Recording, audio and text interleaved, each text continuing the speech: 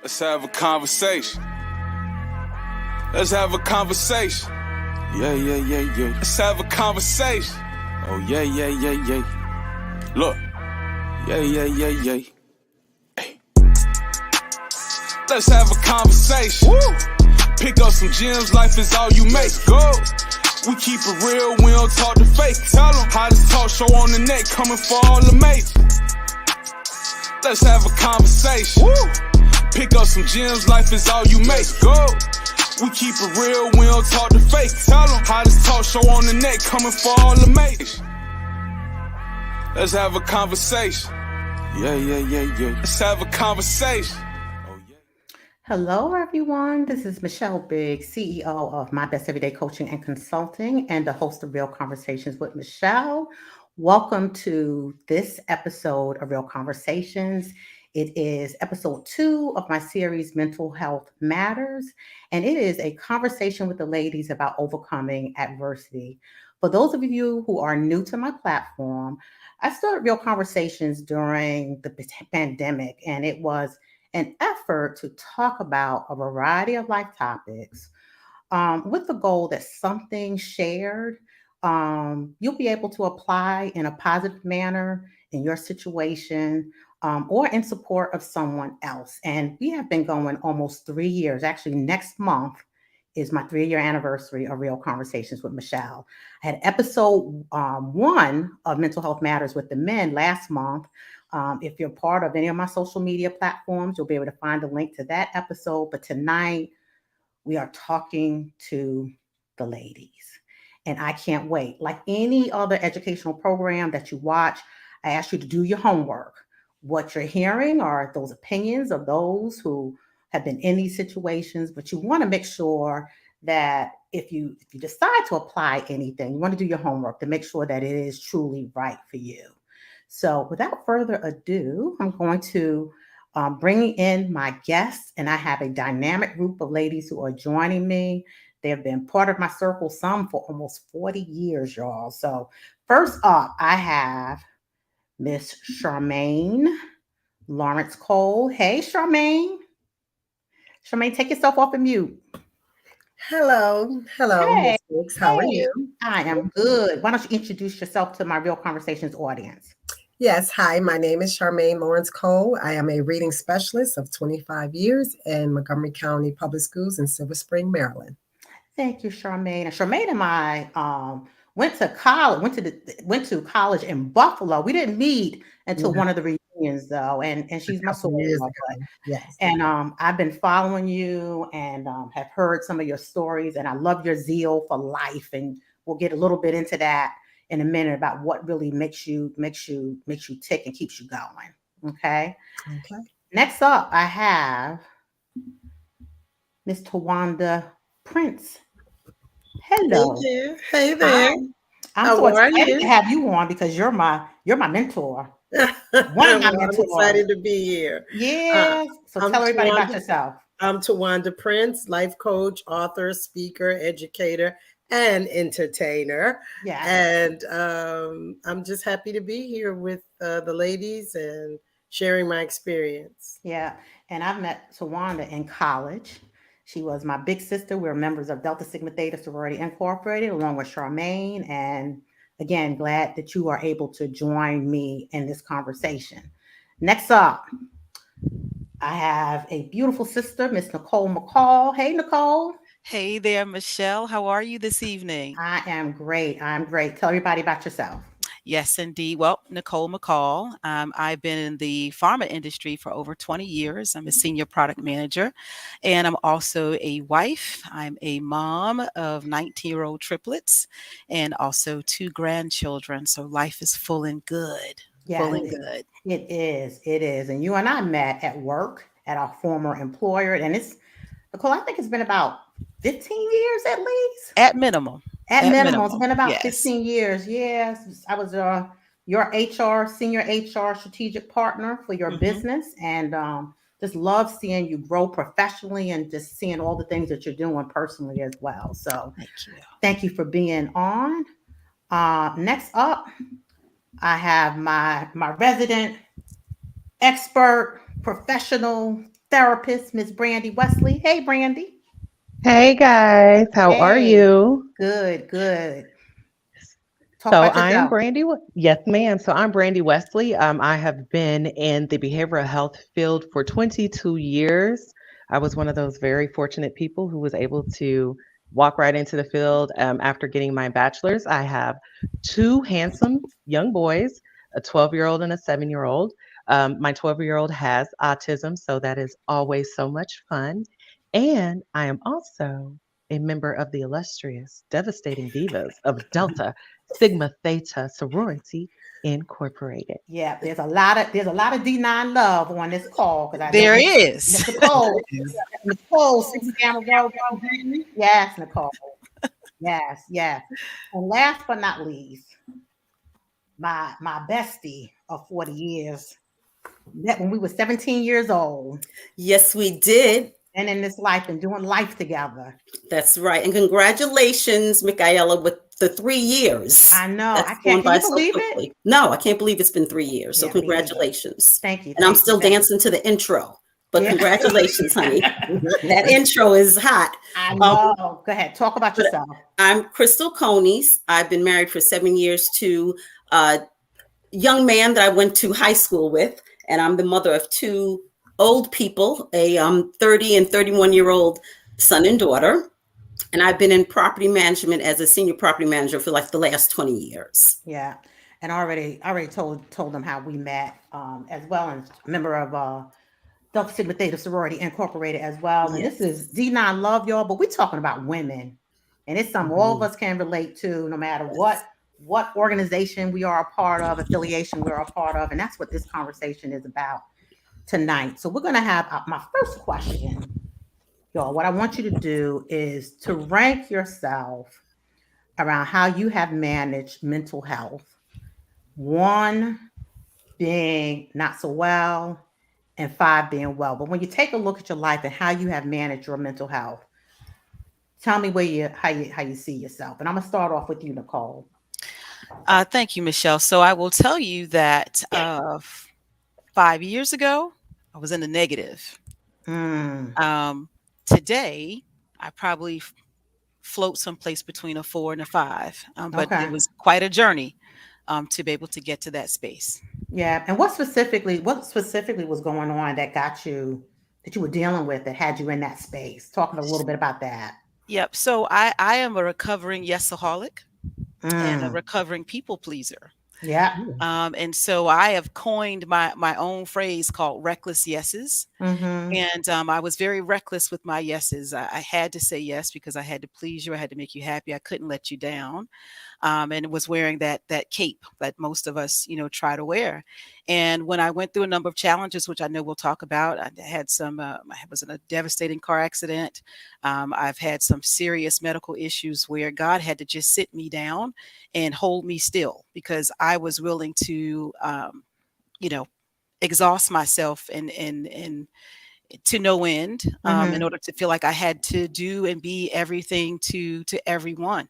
Yeah. And I really just got myself into a whole lot of physical health trouble and mental health trouble Yeah. because of that. It was a vicious cycle. And so I had to learn to break it. And I wish I could tell the audience that I learned it through some amazing way. No, God sat me down where I Mm-hmm. had no choice except to sit down because I physically could not continue. I exhausted myself mentally Mm-hmm. to a breaking point and then had to come back from that. So I learned a hard lesson, but one that I can share with other people now. Yeah. And you also, I don't know if you said in your intro, you're the mother of triplets. Did you Yes, share that? You did? I Yeah. did. So I did. that too, dealing with that, and then as you said, just going through life. And Mhm.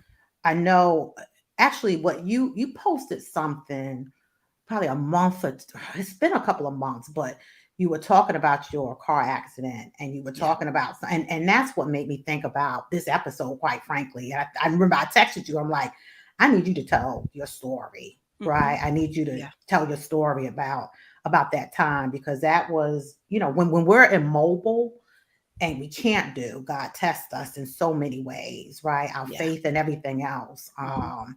So thank you for sharing. Yes. Crystal, what about you? Take yourself off mute. All right, hon. I gave myself a 3, and that's only because I think there's a lot of things that I do right. I have a very positive spirit. Michelle Louise says I'm the most positive person she knows. I'm probably the most positive person that I know. But, I think I start off my days really good. I start off with the prayer. I like to exercise. So I'll exercise for 30 minutes in the morning. I eat my breakfast.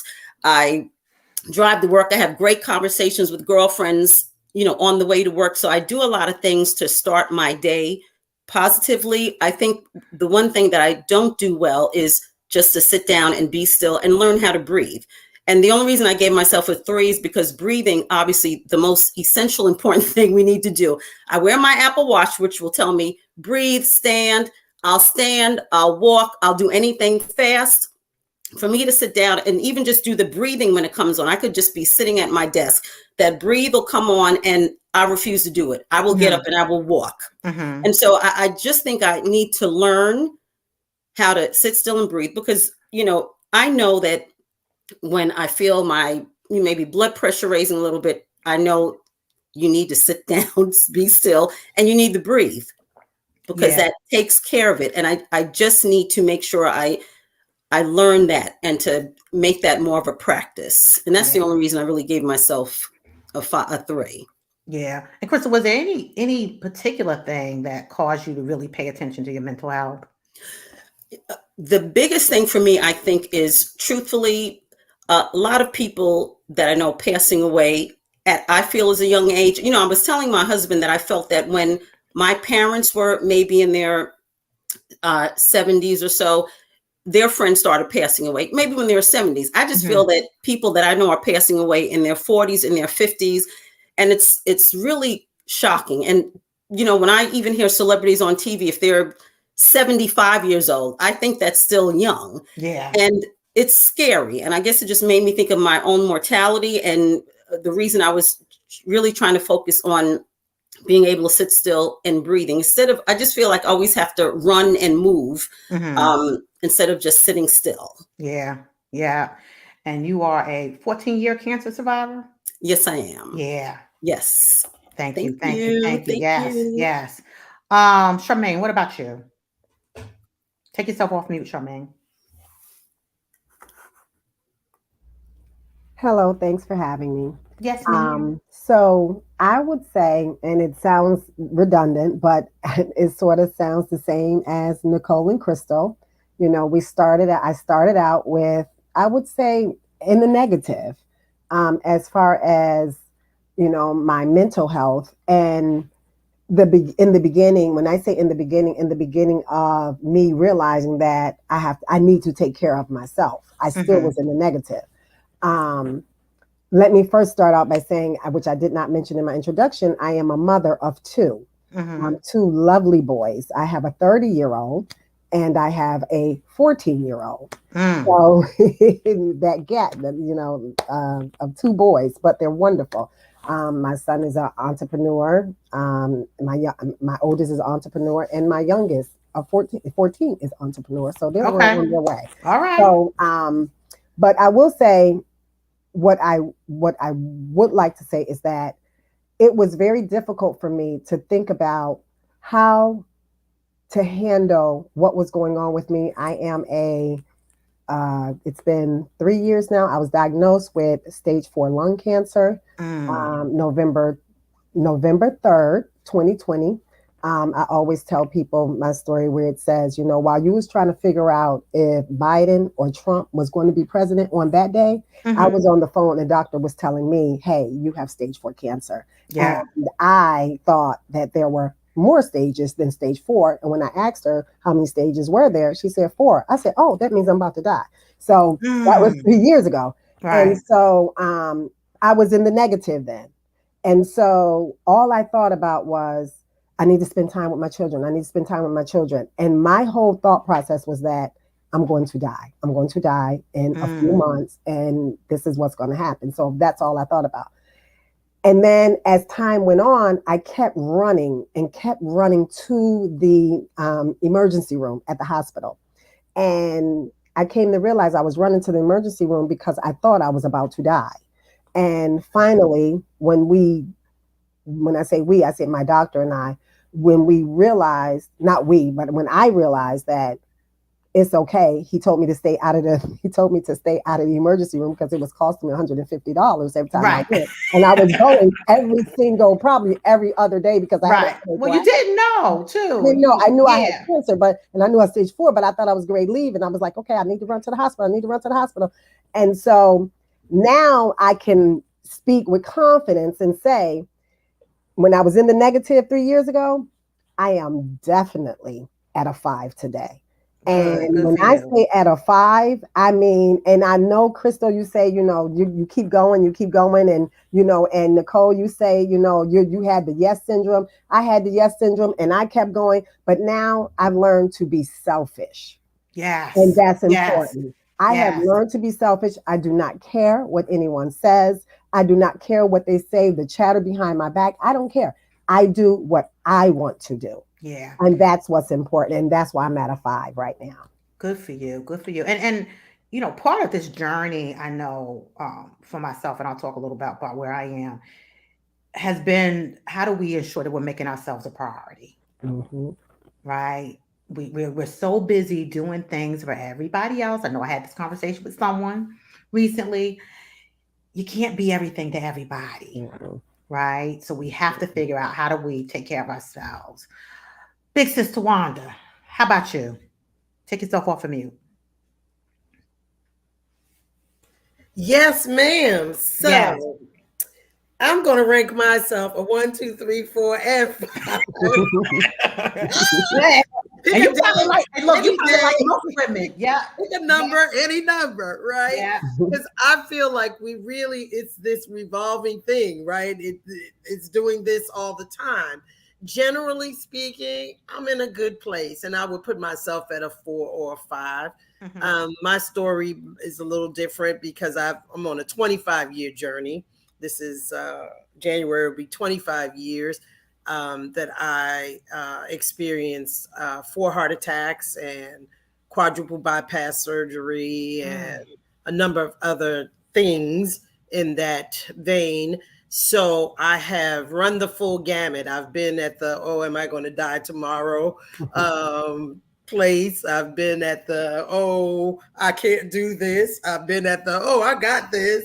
And so that's why I said I rank me anywhere in between.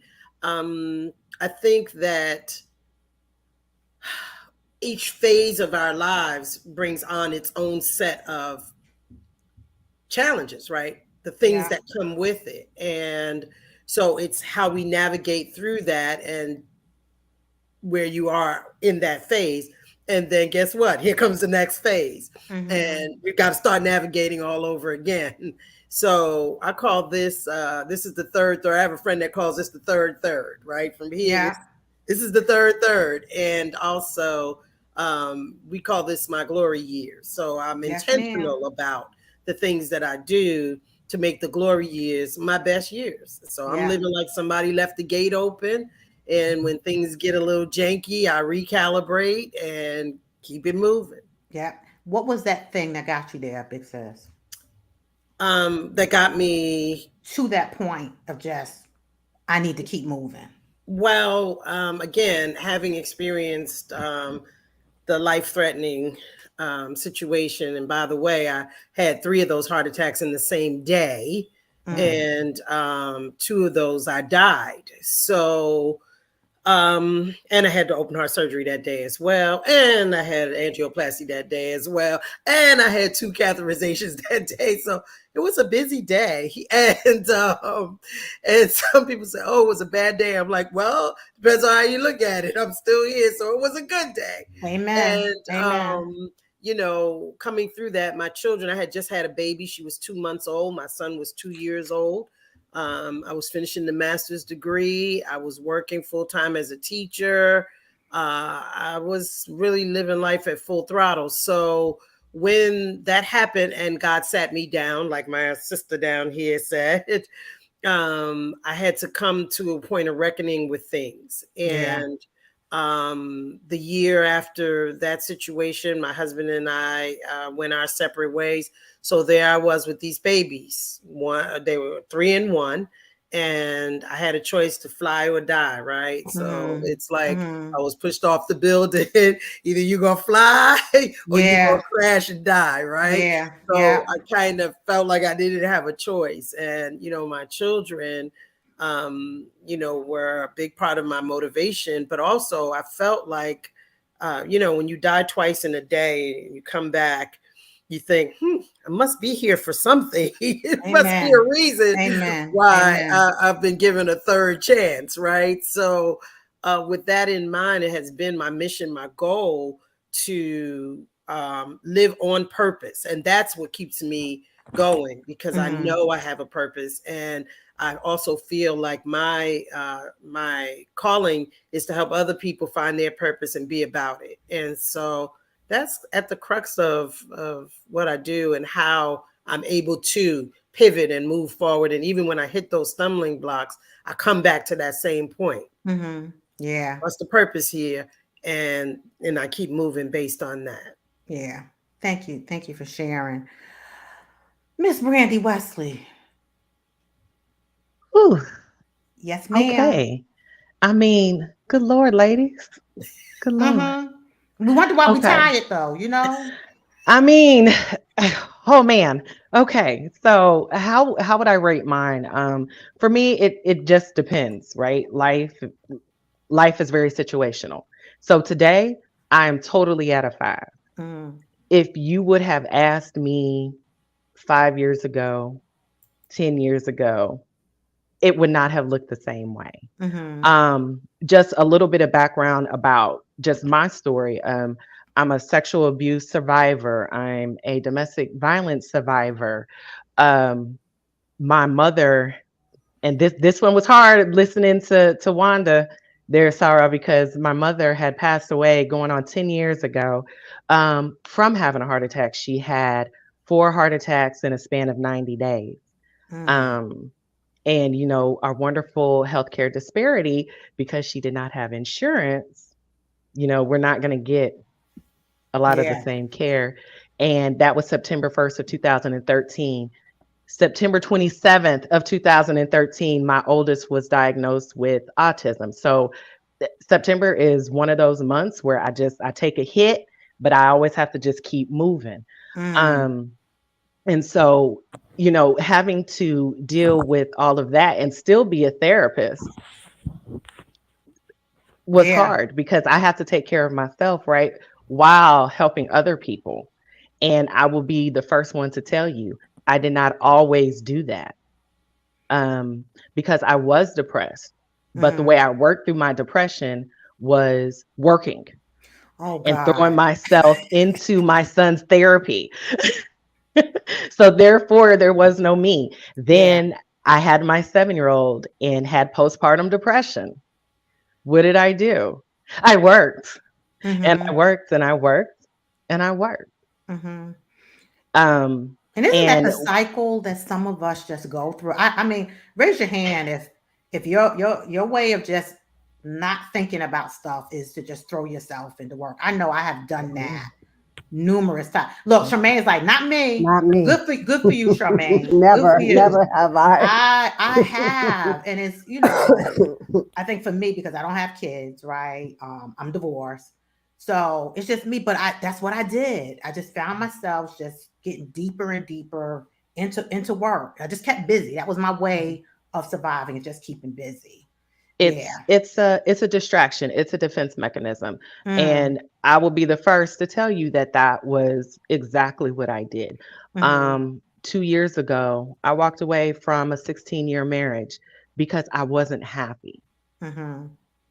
And I had to find me, because so much of Mm-hmm. me had either been taken Mhm.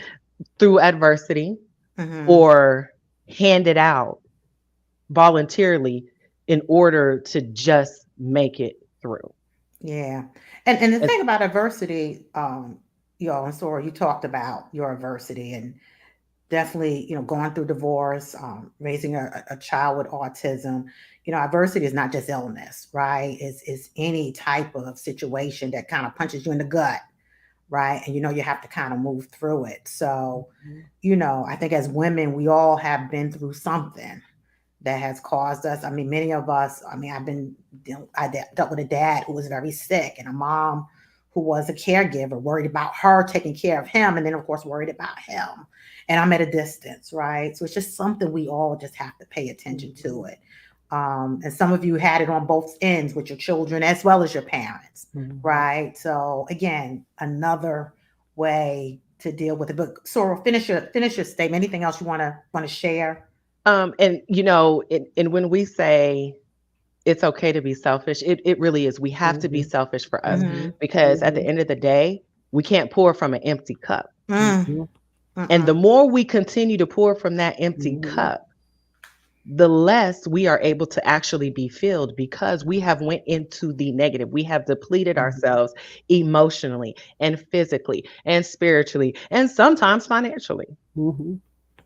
So if you don't catch yourself, and I just want to piggyback on what you're saying, because you say that, being selfish is not always bad, and it's not. And so we have to look at it as it's a good selfish. Yeah. You know what I mean? You got to look at, people use the word, interchangeably, and they use it in a negative form. But, for me, I use it in a positive form. Yeah, we have to take care of ourselves, Charmaine, because we are, I mean, as women, naturally, what I found, we are always in this helping mindset. A lot of women, we get into this helping mindset.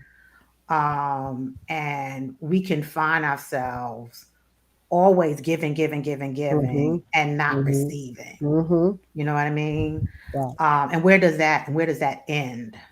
Right? It doesn't. And it doesn't. And Nicole, as you said, if you don't sit down, you'll be sat down. Yeah, it's one of those things where it's you got to take care of yourself, or somebody else is going to have to. Yeah. And so that's a big piece of it. And then I'm going to say it this way. I hope this is okay. But a good friend said to me at the beginning of the year, we talked about resolutions and themes. And she said, Nicole, if it's not a hell yes, it's a no. And I had to think about that. I'm like, I love that. And that's the space that I'm in now. If it doesn't make me jump out my chair, if it doesn't make my heart leap, if the idea of saying yes doesn't give me just a bounce and joy, then it's a no. And that is my line in the sand. If I don't feel the flutter, if it doesn't make my heart smile, makes me want to run around the corner or get the witness like I'm at a Baptist revival, then the answer is no. If it's not a hell yes, it's a no. And that has really been wonderful for me in 2023. You got to do that. And the other thing, Nicole, and I've coached a lot of women, and Tawanda, I know you have too. A lot of times when we're doing that too, when we're saying yes, then something else has to come off the plate too. And we're not good about doing that as women. Right? So we do have to make sure that we have that balance in terms of, if you're saying yes, what's coming off the plate. Right. Go ahead, that's what I was going to say. That's my challenge, is I got a whole lot of yeses, because there's so many lanes that I operate in. As when I introduced myself, I said, I'm an author, a speaker, an educator, a life coach, and an entertainer. And I do all of those things to full speed, right? And so it's okay, am I going to do it? If I'm going to be in a play, I know I've got to carve out 2 months for rehearsal for the play, but the other stuff doesn't stop. So it's trying to work the other stuff around play rehearsal and production and performance and all. And then when that's over, then I'm like, okay, what's next? Let me add, and even this week, we had our conversation the other day. Michelle was on me about, okay, so, what you getting rid of? And, as much as I didn't want to hear it, I did take a couple of things off. I rearranged my schedule this week, because I knew that this week was a week that I needed a little more TLC.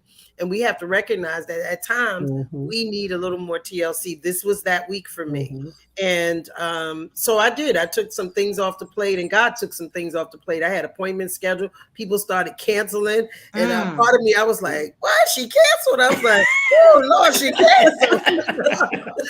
I know. So it freed me up, and it gave me a chance to do some other things, to get other things in place. And then the fires. I'm all the way down here in Virginia, but I'm choking from the smoke down here. Mm-hmm. And Mm-hmm. I have the heart condition, so I cannot go outside. Mm-hmm. So I've been trapped in the yeah. house for 2 days. I went out yesterday to the car to grab something, and I was, I mean, it was really like, so today a friend helped me. We ordered some groceries online because I'm like, okay, I'm down to 2 Not eggs going outside. Yeah. and no bread. Yeah. You know, like I got to get, if I can't go out, I got to get the outside to come in. So, but so that kind of slowed me down too, because my proclivity would be to run all over the place, but I've had to stay stationary for the last 2 days, and probably a few more coming from what I see on the news. So balance, and even though there are things, a lot of things to say yes to and that excite me, we all have to still pick and choose the best of the best, you know, the best of the happiest things, or the happiest of the happy things, so that we don't get burned out. I want to just add in real quick, just something that said it, and it's funny that we're on the topic of saying yes and no. I'm reading a book, and it's called Cancer, Now What? And there's a chapter in here that talks about say yes. And it just basically says, perhaps the greatest benefit of saying no to something that it frees you up to say yes to other things, those you are able and genuinely want to do. So it basically says saying yes is every bit of as powerful as saying no when you're dealing with cancer. While saying no sets appropriate boundaries for what you won't do, saying yes open doors to doing things what you really want to do. Absolutely. But that's the key. That is doing the things that you really want to do. Exactly. Right. Yeah. And I'm proud of you, big sis, because I was looking at you the other day and I'm like, what's going on? I look like a totally different person I today. know. I'm like, what's going on? Let's talk. But we have all this stuff on our calendars, and it's like, well, what can you get rid of? I don't know. I got to do all that. No, you don't have to do everything. You don't. Right. You don't. Right. And, something too, you know, we can sort of change our language from I've got to I get to. yes. So, you know, I got to do this. I get to do this. I get to do that. And it empowers us, right? And it fortifies our choices, because I get to do these things, right? And so, I mean, there are some things that are obligatory. We know that. But again, I'm in that third. And so in that third, you know, you start to, you can be a little more selective. And so it's activating that I get to, and then having gratitude about what you get to do. Right. So that it's not drudgery, and it's not a burden, and it's not, but it's like you can joyfully execute whatever it is. And when you face things that are not as pleasant to do them quickly. And be done with them. And be done with it. Yeah. And that's people too. Okay. I know. And I'll tell y'all, so, you know, my close friends know this. So my dad passed away April 1st, and then I retired this year. So I had an exciting thing. I've officially retired April 16th, but I also had this thing, which was my dad's death. And I'll tell you, I call his death a gift for me personally. The gift that he gave me was that it sat me down to just pause. That was his gift. And It's a gift. Unintentionally, for 2 months, y'all, when I say for the last 2 months, I've not put anything on my calendar but those things that I have really wanted to do. And I've said no to everything else. If it didn't involve my family, it wasn't happening. Yes. You know, and that was I call that his gift to me, because ordinarily, as a lot of y'all know, everybody said, Michelle, you ain't gonna sit down when you retire. And I already had stuff in my head planned. You know, I was talking to this one, I was talking to that one in terms of things that I had wanted to do, but I had to say no. And I'm gonna tell y'all, it has been the best 2 months. It's been the best pause gift that I could have given myself these last 2 months. Right. Nicole, I see you shaking your head. Yes, yes, yes. I love hearing it, and I love that you're framing it as a gift because it is a gift. Yeah. And that is the right way to see, even in the pain and even in the sorrow of it. Not, I talked to you about lost our Yes. eldest daughter, in 2019, and last year I got a blood clot, and I didn't pay attention to my body. In fact, I actually did pay attention, but I ignored it and figured it would be just fine. And Mm. finally, when I couldn't do anything else. It was a gift to be able to finally, because I couldn't stop myself. It was like a sickness where I had no choice except to say, if it's not family related, the answer is just no. And I Right. disappointed a lot of people, and I lost a few people. And that hurt a little bit. I But that's know. but that's so but that's okay. Yeah. And through it, because I've had to sit down, I'm so much stronger now. I never would have made him say 4 or 5. So I Right. counted as joy that the accident didn't stop me, and I lost my daughter, and it didn't stop me. I didn't learn my hard lessons, and then finally that blood clot came, and it's Mm-hmm. like that. My number was supposed to be up that day, and Mm. so that finally did. I'm like, Lord, you don't have to do this to me anymore. I got you. Right. You Right. have bent my knee in the best way, right? Mm-hmm. Because you had to Mm-hmm. get my attention. You have it. And now I've mastered no. And it's Mm-hmm. great. It's so freeing. It's a Yes. wonderful place. I welcome my sisters over here into this no land. It's I tell beautiful. you, it is. The It floor is is. Hands on blue. But you, that. but you know what? But Right. talking I love about, it. you really get to see who your true friends are. Mm-hmm. Mm. Wow. Um, during times of adversity, Mhm. and those who support you as you're taking your pause and what you're going to do. Because quite frankly, if they're really good friends of you, they would be empathetic, sympathetic, and supportive of Yeah. you. Plain and simple, Mhm. right? So you really get to see the colors of other people when you are going through and when you're pausing, when you're Mhm. Yes. pausing, But most right? importantly, too, Yes. Michelle, I think you get to see your own colors, Mm. Yes. right? Mm-hmm. And that's so important. Yeah. 4 years ago, I left Maryland and I moved down here to coastal Virginia. And I live 5 minutes from the beach, from one beach. There are lots of them here. But I live 5 minutes from one beach. And um, I knew I always loved the water and whatever, but I didn't. I mean, when I got here, it was like, oh, where has this been all my life? Mm-hmm. And I mean, I go in the morning, like early in the morning when it's still dark, and I like to just see the nighttime turn into the Mm-hmm. daytime. And it's magical. It's magical. Mm-hmm. Yes. Then the Mm-hmm. sun comes up. And I paint. I learned to paint since I got here. So I paint at the beach, and I mean, I have found the things that help ground me and stabilize me, and the things that bring me joy, and the things that brighten my world.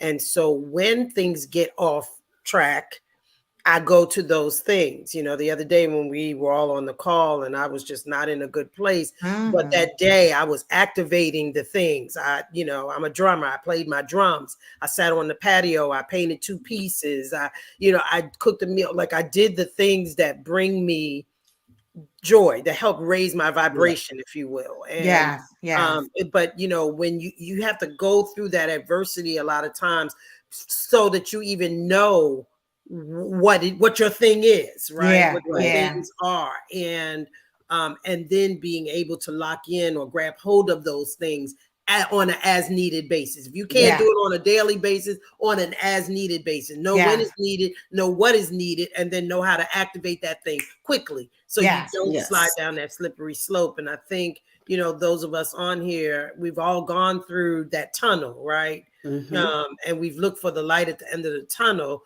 But then that light is in many colors, as you Yeah. said Right. about, knowing your colors. Then oh, okay. And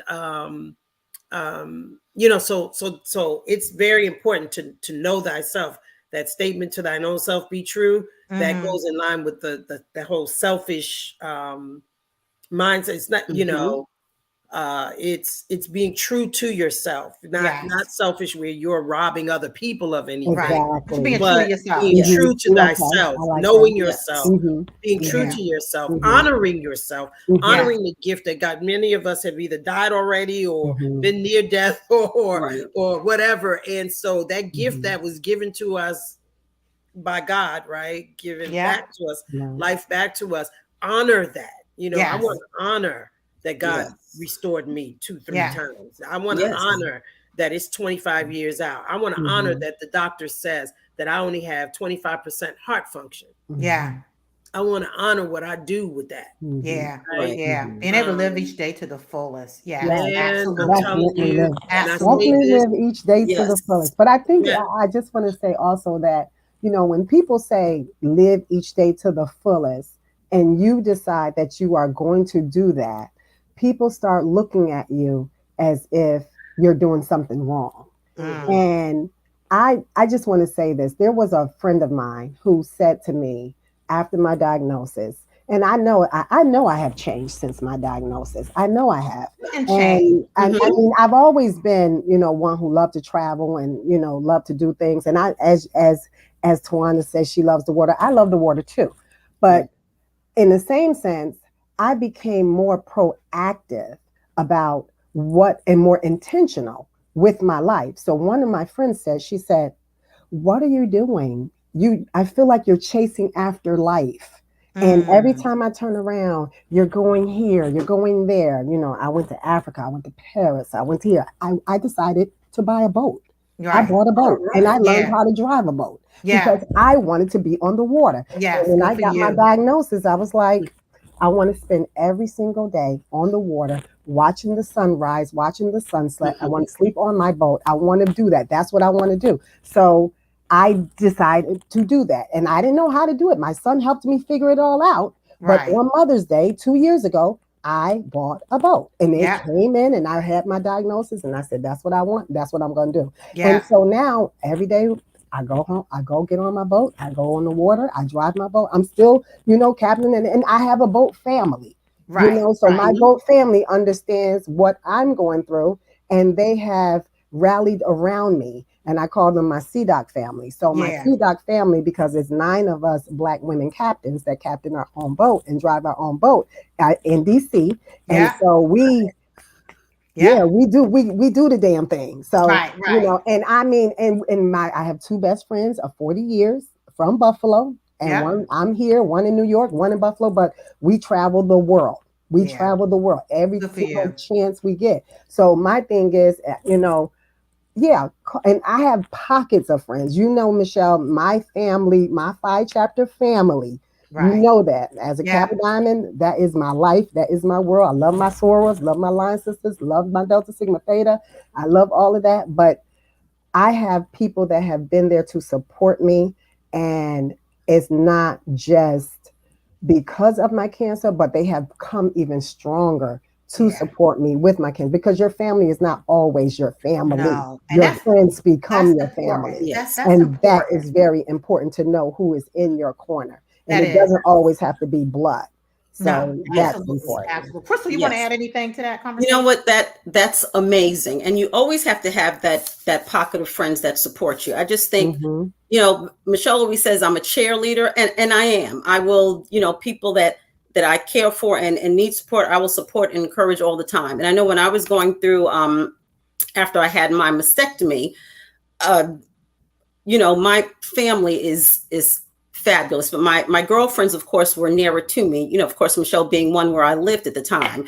And after my surgery, I got meals. They set up their own little schedule. They prepared meals. So they would come and bring Mm-hmm. meals. It was, you know, Mm-hmm. myself, I was taking care of my 2 children. At the time, it was myself and my 2 children. So I had meals delivered. Every other day, someone Mm-hmm. would come with a Mm-hmm. meal. Yeah. And this was for a couple of weeks. Mm-hmm. And it is just so amazing. And it's necessary to have that support. If for whatever reason you feel that you don't have someone that cares for you, and I just, it's hard to imagine that someone does not have one person that they Yeah. believe cares for them. But if you are feeling that way, even reach out to some kind of a support group. I have a girlfriend Yes. who does Yes. not have she goes to Alcoholics Anonymous. She's not an alcoholic. That she has other issues.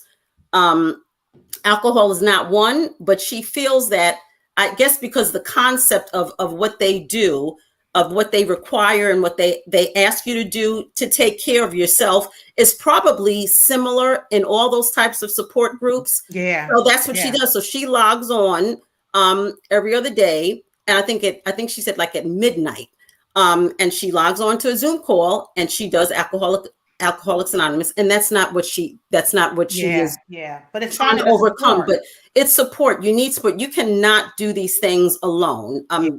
Everybody is, people are strong, understand, but you need to reach out. You always have to have contact with someone. Yeah. Thank you, Crystal.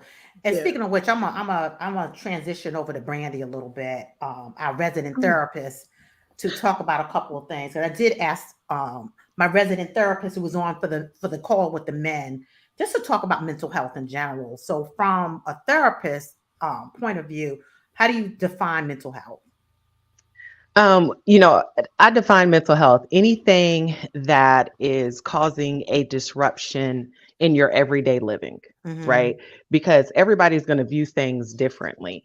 And so if it is causing a disruption in your home, your school, your work, anything that is making it hard for you to function, whether it's anxiety, depression, ADHD, trauma, if it's causing that disruption, then that is what I classify as a mental health condition. Now, is it something that could be long lasting?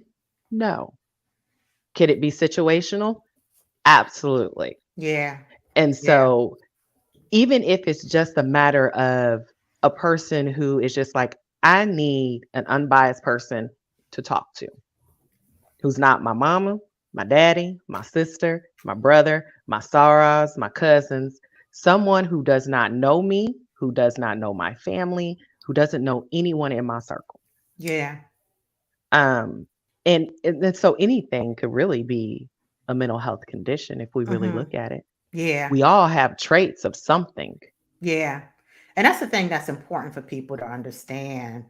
When you're going through all these different things, your emotions are tied to it, right? Your emotions, spiritually, you can be out of whack as well, right? Physically, as well. And it's just, how do you pay attention to that, and how is it impacting your mental health in terms of how are you moving about your day? How are you going about dealing with life in general, right? So we got to pay attention to that. So speaking of which, I want to talk about this whole phenomenon of just us being nurturers and caregivers, because like I said, I think it is probably a tendency, particularly for women, to just be in that space. What role do you think this has played in how we approach our mental health? Oh my goodness, because I know we all have heard of the Superwoman syndrome, right? Okay. Yes. Where we're going to take everything on. We're going to take our cousins' issues, our siblings' issues, our parents' issues, our kids' issues, our own issues, and then we're going to put it in our bag. And we might have several bags that turn into big old suitcases or trunks. And then we're just going to keep it. And then we're just going to keep adding to it and adding to it. But here's the funny thing. If we really look at the history about the Superwoman syndrome, that started way before now. If you look at even Proverbs 31, when they talk about the Proverbs 31 woman, she rises before everyone else. She gets herself together. She gets her husband together. She gets her kids together. She goes to the market. She buys fine linens. Taking care. And she goes to bed. Yes. And then she takes care of everybody. And then she goes to bed after everybody. Then if we just jump into slavery, what did they have us women do? Take care of everybody. So therefore, it was naturally ingrained in us, especially as Black women. We are supposed to be strong. We are supposed to be the ones who are going to take care of everybody's kids. We're going to be the ones who, we're going to work 2 or 3 jobs to make it happen. And then because of that superwoman syndrome, then we neglect ourselves. And so then when we start looking at the mental health aspect of it, when we don't get something done, what is the first thing we do? We get anxious. Oh Yeah. my gosh, I Yeah. didn't get this off my checklist. I didn't complete this. I didn't do this. Lord, okay, so I didn't do this. How am I going to fit this in tomorrow? Well, such and such is going to be mad at me. Oh my gosh, my kids aren't going to have this, and I'm not going to be ready for this. And then it just becomes more overwhelming, and then we spiral. And for Yeah. some, anxiety can lead to depression Mm. because it's so overwhelming. And then you start to beat yourself up. Yeah. I'm not a good mom. I'm not a good mother. I'm not a good soror. I'm not a good business owner. I'm not a good coworker. I'm not a good this. I'm not a good that. Then it affects our eating. Yeah. Oh, Because then we Yeah. become emotional eaters. Either we're not going to eat or we're going to eat everything we see in sight. Look. Well, get your tea, girl, get your tea. But Mm. that's what happens. And so when we really break it down and we look at everything, even in a historical manner, and we see how it has progressed over the centuries, not the decades, not the days, not the Right. hours, but Right. seriously, centuries, Yes. that Yes. this is what has happened. Yeah. And then when we finally get to that point where we cannot be superwoman no more and we go off, now we're crazy. Yeah. Mhm. Yeah. Let's talk about, I want to Oh, talk a little bit about work-life balance for those of you who are in the workplace. well, Um, what Michelle, I wanted you to want to say add something something. to Tawanda? Yeah, Go ahead, yeah. Tawanda. about we have to learn or reprogram ourselves to not think that our value and our self-worth is tied to the superwoman, how much we can do. Yes. Yes. That's really the danger. It's a twofold danger. It's danger in doing all the things Yeah. um, as a superwoman, but also that our self-worth and value is tied to that. Yeah. Yeah. When we can't meet the mark, like you said, we start, am I a good soror? Am I a good mother? Am I a good wife? Am I a good coworker? Because we have been taught, Mhm. and sometimes it's not what you're taught, it's what's caught. But Yeah. uh, Yeah. however, we receive the message that we are more valuable the more we do. Yeah. And so Mhm. We've when been we do take that, systematically conditioned. Yes. yeah, Yeah. Yes. yeah. Yeah. Yes. And Yeah. That's when we right. take that time to be selfish or to step back, then we feel less than, and other people, quite frankly, sometimes do treat us as less than. So we Mhm. have to know that we're not. And now Mhm. coming back around to the work-life balance part, it's within your day, your week, balancing out the things so that you don't cross over or stay in the superwoman land. Yeah. Yeah. Mhm. Yeah. I teach when I coach, I teach my clients about the 5 things each day really, but do something for your house, for your health, for your wealth, for yourself and someone else. Mm. Yes.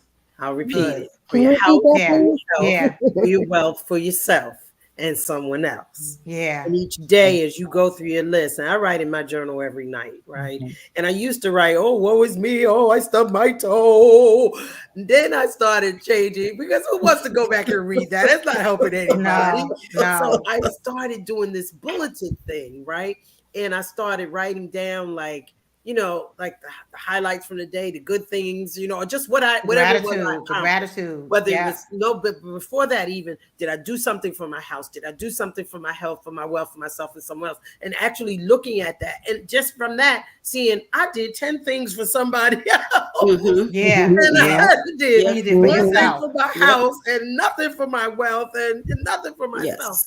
And then also, looking at gratitude, and then I started looking at the things that were troubling me and the things that I might write about that was giving me angst or anxiety. I started turning those into prayer requests and prayer Mhm. concerns. Mm-hmm. Mhm. So instead Mm-hmm. Mhm. of writing in the journal, oh my gosh, this bill is due. How am I going to do this? It's like it started turning into a prayer. Lord, give me the provision. Let me see, God, where the blessing is coming from. Lord, show me how to, so I started turning those things into prayer concerns. And then I started adding my affirmations in there, and I would speak to the things on my list and on my bullets in an affirming way, I am enough. I have this little thing, and I write, because my name starts with T, and I write, I'm the perfect cup of tea for the one.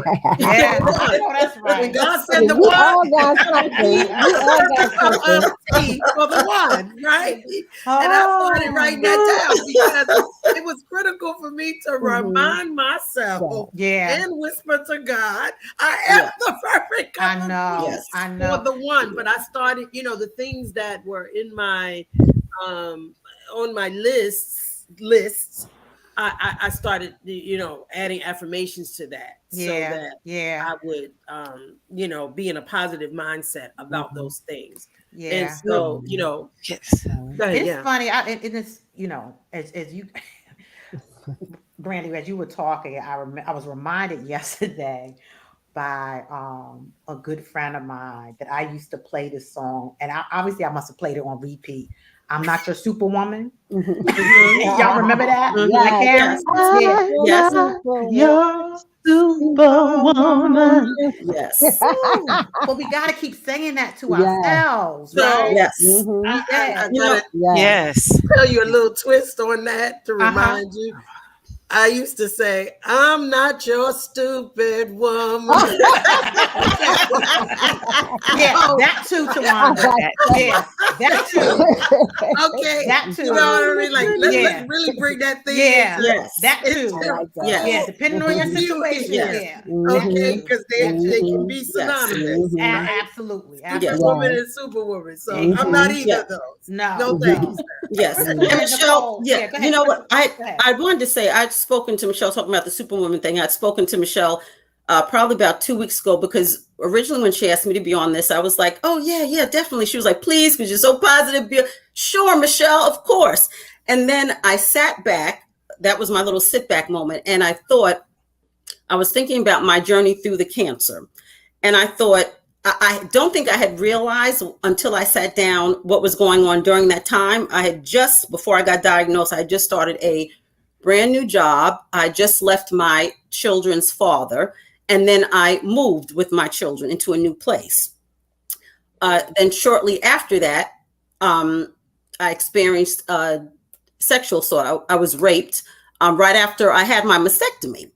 And I remember also, Brandy, as you were talking about work being a distraction, I remember after the rape, I got in my car. I'm going to work. I'm calling the police, but I'm on my way to work. How crazy does that sound? When I think of it, it sounds crazy, but I was on my way to work. And I remember the officer, it was a male officer. He said, well, ma'am, where are you going? I said, well, I'm going to work. So he said, you're going to work? I said, I'm going to work. He said, where are you by right now? And I said, I'm near a mall. He said, can you please pull into the mall? I'm going to meet you at the mall. And so I said, okay. And I pulled into the mall, but really sitting back and thinking about it, I think it put me in a mood, because I kind of realized that all through all of this process, I never once cried for myself. I never cried when I got died. I think I had one little moment when I was with a group of friends praying. But other than that, my only concern was my children. I remember being in the hospital, doing the rape kit. And I told the nurses and doctor, I was like, can you hurry up? I have to get my kids. And they said, man, I said, seriously, I have to get my kids. They can't go home until I get home. Please hurry up. And so they did. They got me out in time. But, I realized that whole time I never cried for myself. My main concern was I have to keep it moving. I have children I got to take care of. I've got to support. I have no time to break down, to feel anything. And I told Michelle, I said, I don't know if I want to do it because I'm feeling a little funny right now. And, and she talked to me as a true sister. And I know if I said to Michelle, I'm not doing it, Michelle, absolutely, she would have been fine. But, after I spoke to her, I felt better. And, I know my daughter's probably listening, and so I was really. Oh, Oh, she'll be she'll back. come She'll be back. back. She'll be She'll be back. She'll be back. back. She'll finish it. She'll Yeah, finish she'll it. Yeah. do. So Well, I'll just Yeah, that piggyback was, on what but she's talk saying. about keeping it moving, right? How many Yes, times do we right. do that? all You the Yeah. know? time, all the time. But I Yeah. like what Because she when said she about said that she was crying, about, mhm, crying for herself. crying, A lot Let's of mhm, times we don't, with that same superwoman take that syndrome, we time. don't give ourselves permission to Yeah. grieve Mm-hmm, what we've lost, to mm-hmm, grieve, the loss of the parts of ourselves that we, didn't want to let go, or even mm-hmm, parts that we did want to let go, but mm-hmm, then when they're gone, our whole identity is shifted, right? mm-hmm, yeah. Because we mm-hmm. have been identified by those things and or people People. for so long that we Mm-hmm, still grieve, even though it's maybe a good thing. I Yeah. mm-hmm, think all of mm-hmm, us on here, we hit some kind of mm-hmm, adversity or tragedy that caused us to pivot. There were things Yes. mm-hmm. lost in that process, Exactly. Yeah. and Exactly. And you know, oftentimes we end up losing ourselves. Let's be honest. You end up losing yes, yourself during Yeah, absolutely, yeah, those Yeah. absolutely, times, yeah, right? And I yeah, absolutely. know, yeah. whew, if I think It's a back, lot. yeah, if I think back at Mm-hmm, the time when I had to really do a reevaluation for myself, it was during my divorce, mm-hmm, mm-hmm, and I won't go into all the details mm-hmm, around it, but there were times I remember literally one time just snot crying, just like, Lord, if you get me through this, right, I will forever, forever be in your mm-hmm, space, I have to thank you for just everything, right? But there are times we lose ourselves in situations. Again, we don't take care of mm-hmm, ourselves, mm-hmm. Right. right? Mm-hmm. Yeah. Yeah. Crystal, we lost you. I'm What? sorry. You know what? I Okay. was I was talking and moving and hitting. I was like, oh my gosh, how did I do that? No, Took no, myself that's off the what. Yeah, show. yeah, yeah, yeah. But you were saying in terms of, I was just saying, Your daughter. I wasn't sure whether I needed to bring that up because I know my daughter is in the show, and obviously my daughter's watching. I know, Mm-hmm, my children were affected by that, but I yeah, just felt that I needed to say it, and I told Michelle, I said, I think I'm going to mention it, mm-hmm, and she Yes. said, I will support you in whatever you say. yeah. Thank you So for I Because guess that sharing. is my little that's crying it. moment for Mm-hmm, myself. mm-hmm, yeah, So yeah. It's thank I good you. that tell you you this had it. exactly, Yes. Thank and you. mm-hmm, and what I'm hoping is that the reason I do this podcast is so that people can relate to, know that they're not alone in whatever the mm-hmm, topics that I'm talking mm-hmm, about. You are not alone, Right. and none of us are perfect in terms of mm-hmm, how we manage through this stuff, and sometimes it's mm-hmm, trial by error, right? mm-hmm, mm-hmm. um but Thank you. you can get through it. You can get Right. through Mm-hmm. it and be a testimony and be able Mm-hmm. to talk to people about this journey, Mm-hmm. right, that you Yeah. had. And we're here to talk about it, y'all. Yes. That's a Yes. blessing. Yes. That Yeah. is a Well, Right. blessing. I think yeah. Brandy said it well when she said it's a defense mechanism. Mm-hmm. Yes, And Yes. yes, all Nicole. of Mm-hmm. us have it, Yes. that our strength wasn't meant to manifest itself in this way. Right. When you Yes. look at what the strength is supposed to be. So I Mm-hmm. love that, Crystal, that you were vulnerable to talk about. You finally get into a place to break through and cry. Mm-hmm. I had a Mm-hmm. therapist tell me once that, you can't get through it until you feel it. Mm-hmm. You got to Mm, allow Right. yourself to feel it, which is why crying Mm. is so therapeutic. We think we Mm-hmm. have to be Right. strong. I'm at Mm-hmm. my daughter's funeral. I don't want to cry. It's my daughter's funeral. Right. But yeah, I'm thinking if I break down, then I'm going to make Mm. everybody else break Mm-hmm. down. They're looking to Mm. me. Mm-hmm. So I need to be strong right now, because if I'm not strong, everybody else is going to be in a bad place. And so I go to the book of Baduism on this one. Bag lady, you gonna hurt your back, you can't hurry up that's because you got right. too much You got too stuff. much Yeah, stuff. Right. And so, That's yeah, but right. the whole point of it is that you got to let that out the Let it bag. And go. so Right. Yeah, now let it go. I don't mind crying. Right. If that is strength, and releasing it then lets you get through it, but you will Yes. never get through it if you don't yeah, feel it. It's okay Right. to go ahead and feel the pain of Mm-hmm. anything you're going through. Mhm. yeah. Right. Feel it so you can And get through it. Because and the And again, what I tell conversations my are so clients, important. Oh, go ahead. I'm go sorry. ahead, Brandy.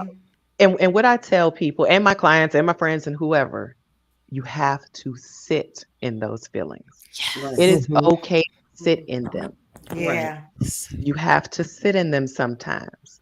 And it may suck and it might hurt, But if you don't sit in it, you're not going to get through it Yeah. because all you're doing is keeping it bottled up. Mhm.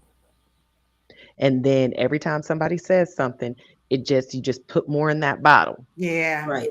Yeah. And eventually it's going to explode. Mhm. That's the Yes. nugget right Well, there. the conversations, Michelle, you do the podcast and you were saying the reason why, but conversations are so important. It And is. it is important to share. The Bible says we overcome by the blood of the Lamb and the word of our testimony. That means it's a two-part thing. Mm. The blood of the Lamb does the part of the blood of the Lamb, but the word of our testimony is the other part, right? Mhm. Right. And Mhm. so when we share, we're healing ourselves as well as healing others, right? Mhm. Mhm. Yes. And that's the way that it benefits all.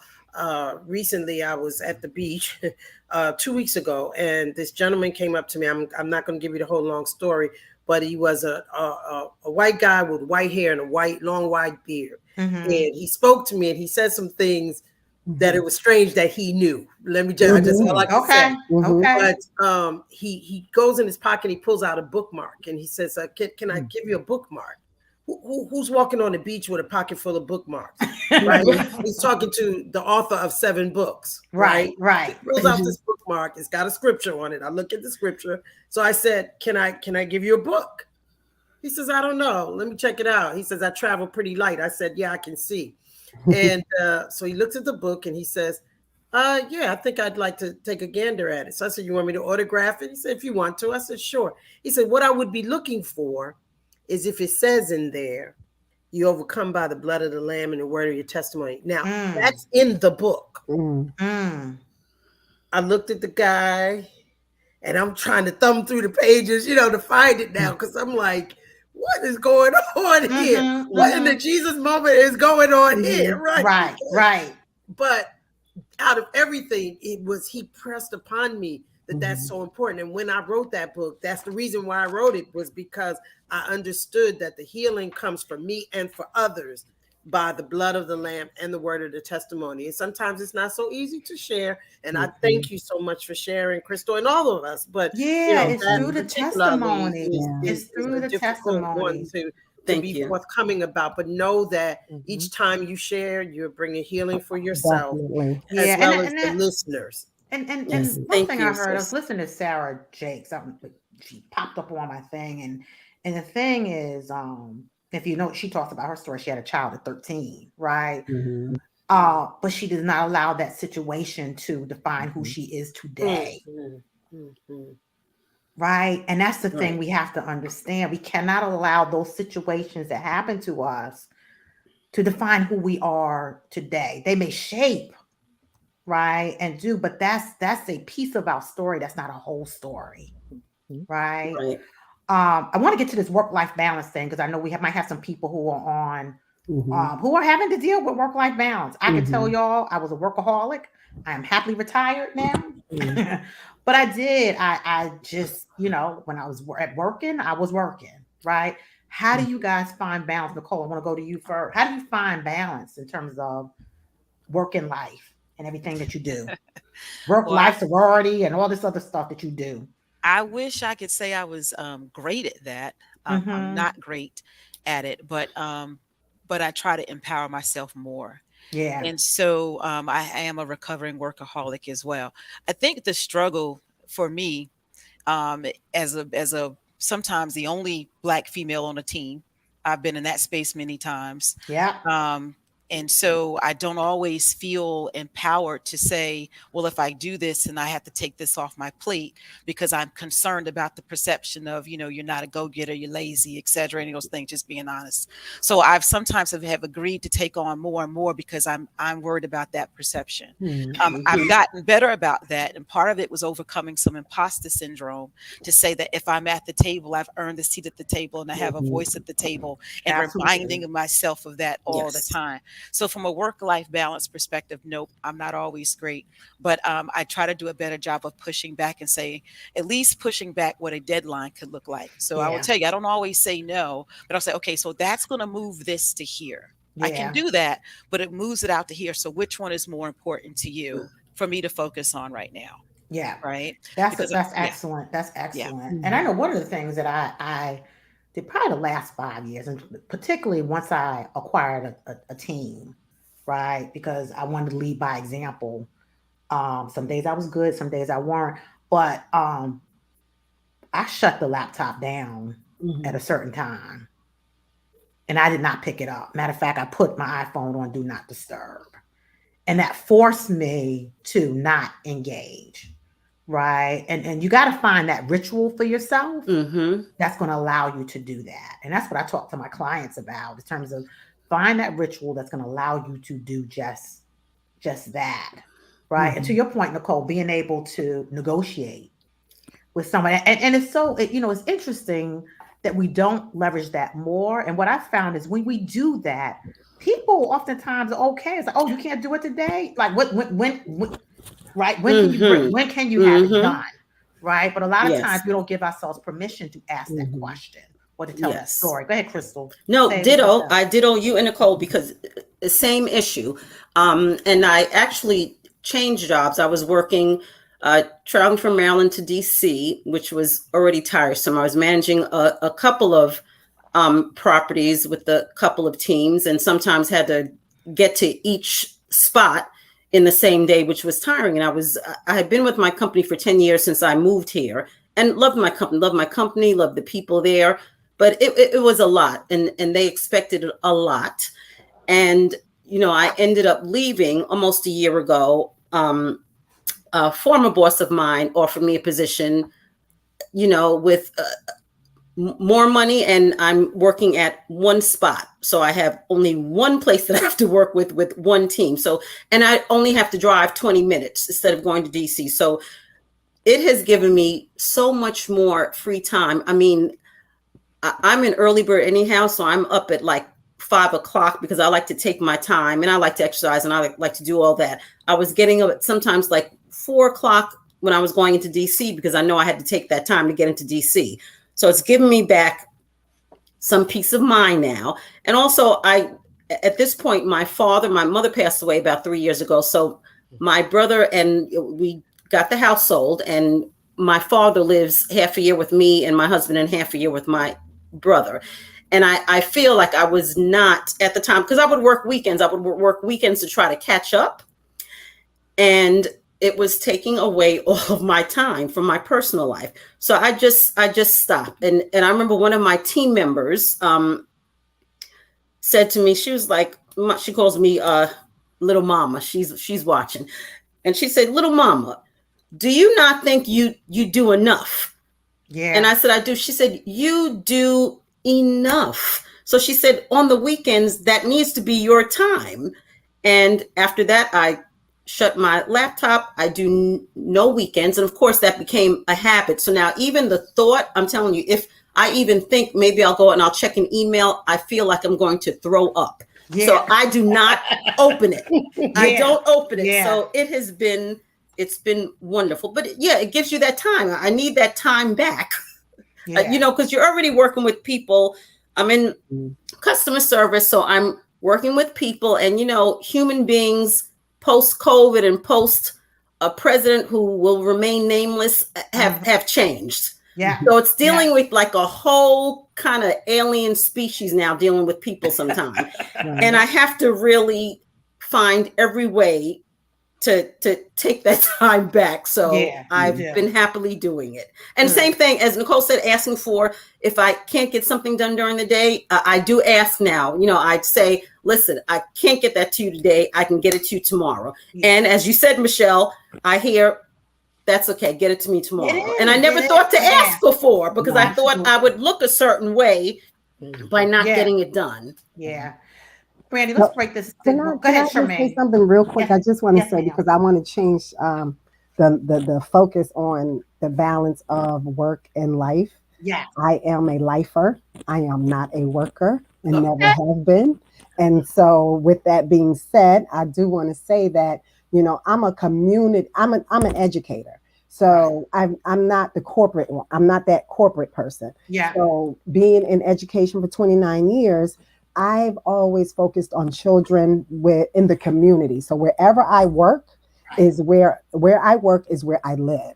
Okay. So I have always been the mother of the community of the kids. Just this is funny. Just today, I was getting out of my car and I saw two boys outside my house smoking weed. Mm, Okay. I knew they were my former students. I knew that because they all live in my neighborhood.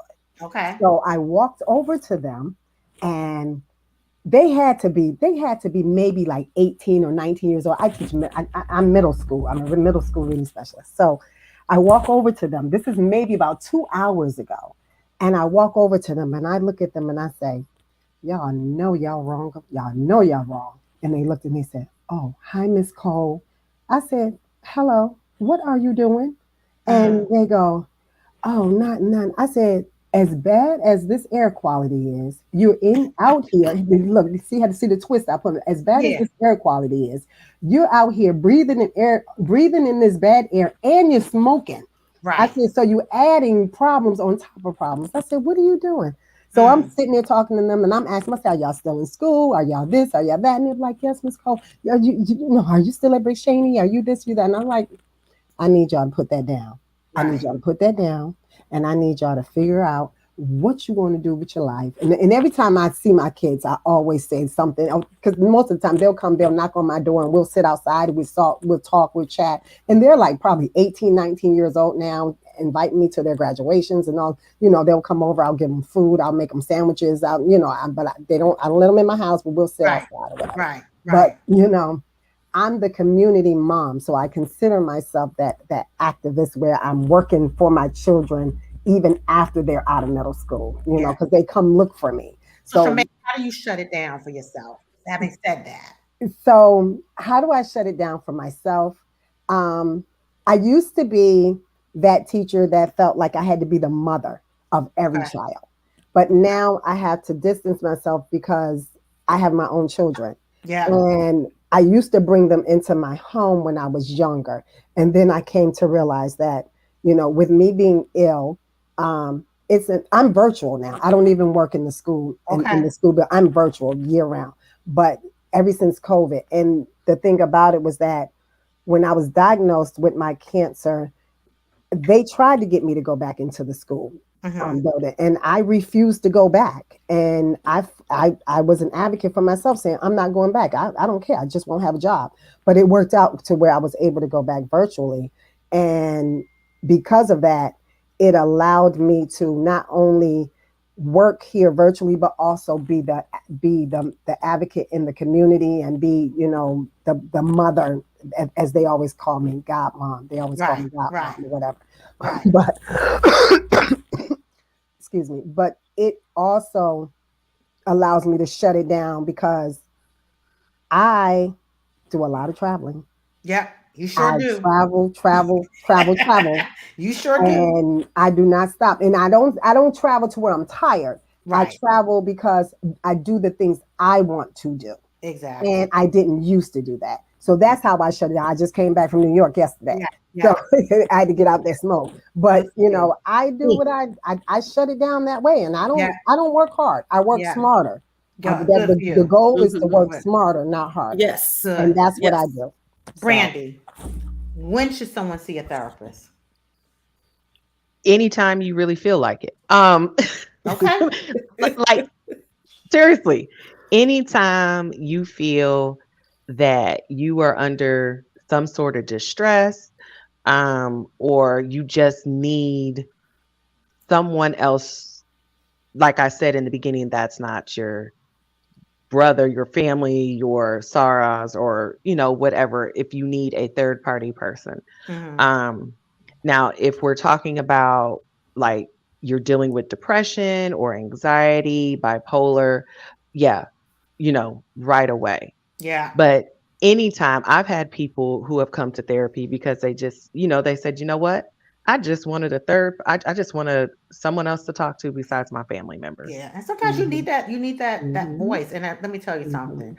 I am a fan of therapy. I believe in it. It is a way to give me balance. After my dad passed away, some of y'all know my sister had a brain aneurysm last year. I mean, I believe in when I found myself in that space where I was feeling overwhelmed, I called a therapist because I'm like, I need you to talk to me. Mhm. Someone who was objective. Mhm. And it I mean, it does miracles to be able to speak to someone who, again, has no attachment to you, right? And Mhm. just listening and just Mhm. have that, you'll come to myself and to Wanda when you're ready to move forward, and you just need someone to Mhm. help you kind of help you put together a plan for moving forward. That's when you would see a coach, right? You Mhm. got to be in that space so that you're ready to do the work. Mhm. If you're not Right. ready to do the Mhm. work, then you don't need to come talk to us. Big sis, am I right? That's the truth. They got to Yeah. come it ready for action to Ready take for action. action. Mhm. You know, Yeah. not Because if you're we not, do help sort through some things or whatever too, but we use those things as stepping stones to get to absolutely. where you say you want to go. Not Absolutely. trying to help a person to obtain healing, Yeah. but progress moving Yes. forward. So Yes. Mhm. yes. So, ladies, this has been a wonderful conversation. So, I'm gonna ask y'all this last question. We could have someone out there who is really feeling some kind of way, right? They're feeling it. They've been in the space. They're in that space where we all have been. What advice would you give to them? Let's do a round. Nicole, starting with you. Was on mute there. Wow. The advice that I would give to them that's feeling some kind of way is it's okay to not be okay, but it's not Yes. okay to stay. Right? So it's Yes. okay to not feel okay. That's human. Feel every bit of that because that gets you to your healing. But don't stay in that place and do whatever it takes to be well. Don't be Yeah. afraid of medicine. If you Yeah. had a headache, you take an aspirin. If that's what you need to feel good and sane, then you do it. Right? So Yes. don't put any Yes. limitations on yourself to get into good health. Get whatever you need. Thank you. Therapists and everything under Mhm. that. Thank you. I'm gonna go up and around. Charmaine, come off of mute. Charmaine, come off of mute. Okay, Yes, I do ma'am. want to say something real quick before I answer that question. I just want to know, I just want people to know that I am stage 4 cancer, diagnosed November 2020. Yeah. However, I do want to give a praise to God, glory be. As of May 19th, I have been diagnosed as no evidence of disease. Woo! Woo! Yes, sir. Okay. Praise the Lord for Which Yes. that. means Yes. that on my Mm. last PET scan on May 19th, they did not see anything lighting up in the whole Good. body. I had Wow. brain Good. tumors. I had 4 brain tumors. I had Wow. cancer in my spleen, in my bones, in my Oh my Yeah. lymph goodness. nodes, in my throat, in my neck, in my Oh, liver, it was all throughout my body. May 19th, and I have never had chemo ever. wow. I am on targeted therapy. I take 4 pills in the morning and 4 pills at night. Mm-hmm. And I have changed my diet. And that's a whole nother conversation, Michelle. We need Yeah. to have We because might have to have there's real cancer. We may Right. conversation have to to talk have a about whole that. other something Yeah. about that later, but that's Yeah. important because you have to be proactive. Yes. Yes. And if it Yeah. wasn't for me being proactive, I would not be here today. Yeah. But you're Yeah. you're you're telling the So story right there in so terms that's of and my line name is Griot. So you yeah. know that's the African storyteller. So I just Yeah. want to let you Yeah. know. I just had to get that in there No, because people no, but you're people tend also to, in your they story. say, oh, and if you have lungs, you can get cancer. Not a Yeah. smoker. And Yeah. it's a type of Absolutely. gene. It's a type of gene Right. cancer that drove my cancer. And, they still yet don't know how I got it. Yeah. But Yeah. it is something that I had to be proactive for because I needed to live for my children. And now, Yeah. and I needed to do it. So I went to YouTube and found my doctor. Yeah. Yeah. Found my doctor on YouTube and Okay. went to John Hopkins University and switched my health care and did everything I needed to do. I need to get that out Yeah. because you have to be proactive. And I Mm-hmm. Yeah. know all of us on this panel have been proactive in our lives. And that's why we are here today. And we have people Thank you, that are not Charmaine. here today because they have not been proactive and they only listen to the doctors. Yeah. Yeah. So I say that to say it's important that you stay within what you think and stay near and dear to what you think is important for you and Amen. you will get past what needs to get whatever you need to get past with God, of course. Yeah. Mm-hmm. Thank you, That Charmaine. Mm-hmm. Thank you. Thank you. Thank you. mhm. Tawanda. Got to activate that faith. Yeah. Got to Definitely. really activate your faith. Yes. Um, Faith over when fear. you're going through the trial, it's my Mhm. faith that has kept me. It's God that has Mhm. kept me. Mm-hmm. And it's very important to just to stay grounded in Him Mhm. and exercise your faith muscle along with Mhm. everything else. Amen. Yes. Amen. Crystal. Connect with someone. Mhm. We are, you know, like I said, you can't go through this process alone. Make a connection with someone. There is Mhm. someone that loves you out in this world, and there's someone that you love that you can have that connection with. Yeah. Thank you. Brandy. What I tell people a lot of times, especially when it comes to grief, it's just like a tidal wave. Mm-hmm. It's going to have its highs and its lows, and you just have to learn how to ride it out. Mm-hmm. Mhm. Yeah, Simple as that. and I'll say what I said earlier. Allow yourself the opportunity to just pause Mhm. and just be, right? Because it is in those moments that a lot of things come to you spiritually. You just have a clearer mind around certain Mhm. things as well, right? So don't be afraid to just allow yourself to pause. That means clear everything that you have going on so that you can start to think about what are going to be your next steps, Mhm. right? In terms of how you maneuver in this world. Well, ladies, I appreciate all of you so much. Um, and especially because I'm not going to do a podcast for July. So I see this as my anniversary episode. Y'all, 3 years going with Real Conversation with Michelle. Mhm. But I appreciate the fact that I'm doing it with my sisters. I love y'all. And I'm gonna put you in the studio. I'm gonna close out, but I'm gonna put you guys in the studio. Um, Important conversation, audience, in terms of just dealing with your mental health, and particularly for women, y'all, you gotta pause, right? You gotta say no to things. You gotta take care of yourself. You gotta make yourself a priority, right? Because if you don't, and you guys have heard me say this over and over again, you are no good to anyone else if you're not doing just that. If you're not taking care of yourself. So on that note, y'all, like I said, I'm gonna take a pause in July. We'll come back in August. I'm gonna do a lighter type of topic, but I dedicate this episode to my mom, who is the strongest woman that I know, and she has held us down, and she's been a superwoman, and to be able to give her a gift of just being able to take a break from everything was the best thing that I could have done. And that's because I allowed myself to pause. So have a wonderful week. Rest of your week. Have a great weekend. And to the fellas out there, happy Father's Day to all the fellas out there who are fathers. Hopefully, you'll have someone who will celebrate you on that day. Take care, you guys, and just stay tuned to my social media platforms. I'll let you know what's up next. And subscribe to my YouTube channel if you're on YouTube. And also like my business page, my Facebook business page, if you're on Facebook, which is www.facebook.com/my best every day. Take care, everybody. Bye. Bye.